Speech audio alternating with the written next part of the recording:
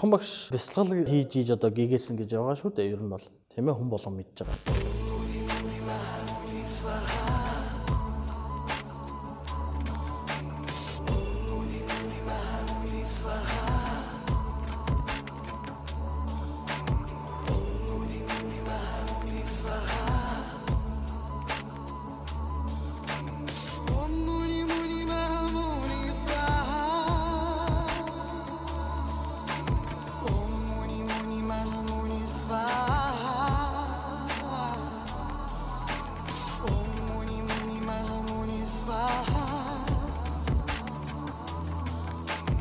Шинжлэх ухаан хөгжөөд өдөө хүртэл явсан одоо хүмүүс дийлэнхтэй мэдэндээ Secret буюу нууц гэх нэг ном байна тийм үү. За түүнтэй адилхан бас маш олон төрлийн номнууд юу гэхээр төсөөлөн бодоод түүнийг бодит гэж бодоод одоо амжилтанд хүрэж байгаа хүмүүсийн түүх намтар хүртэл гардаг.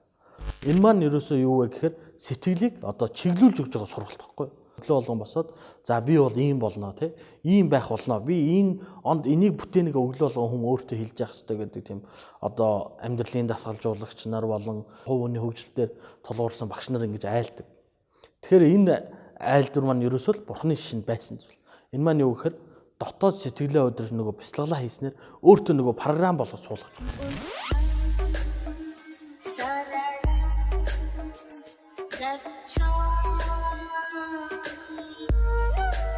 Бурхан багш хамаг амьтыг нэг хүүтэй их мэт бүх амьтыг хайрладаг. Одоо агшин буюу одоо хормын төдийд одоо бид нар ингээд гараа нэг инжтгэх одоо ингээд дуургадаг тийм үү. Энэ инжтгэхийг 64 хаваас нэгтэй адилхан тийм хугацаанд бүх зүйлийг мэдж чаддаг гэж байна. Гэхдээ бурхан багш юу гэж хэлсэн байдаг гэхээр та өөрийнхөө аврал буюу хэрв та өөрийн оюун ухааныг хөгжүүлээд зөв зам мөрөөр өөртөө ингээд дадал болгоод сэтгэлээ хөгжүүлээд оюуны дээд хөгжилд хүрэх юм бол энэ бүгдийг хийж чаддаг болно гэсэн байна. Тэгэхээр бурхан багш гэдэг маань ерөөсөө биднэрт үлгэр жишээ бол энэ хорвоо дээр төрөөд амьдарч явах явцдаа оюуны дээд хөгжилд хүрж болох тэр боломжийг бий болгоод ингээд үлгэрлсэн хүн баггүй юу? Бид нар одоо хувь хүмүүс ингээд заримдаа ингээд биднэрт хүсэл мөрөөдөл гараад би энэ хүн шиг болмоор байна те. Би тийм хүнтэй адилхан болмоор байна. Тэр хөгжил тийм амжилтанд хүрмээр байна гэж бид бүхэн бодож түүнийхээ дагуу явдаг. Хүний сэтгэл өөрийгөө ингээд хөгжүүлээ, сэтгэлдээ анхаарал ирэхээр тэрхүү сэтгэл маань бүгдийг мэдэх чадвартай.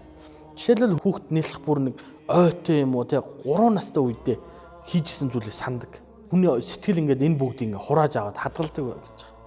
Тэрийг бид нэг хаяа нээдэг 50 үедээ. Тэгэхээр нэг би багадаа тэгжсэн юм байх шүү гэж сандаг те. Багадаа энийг ойлгож байсан юм байх шүү.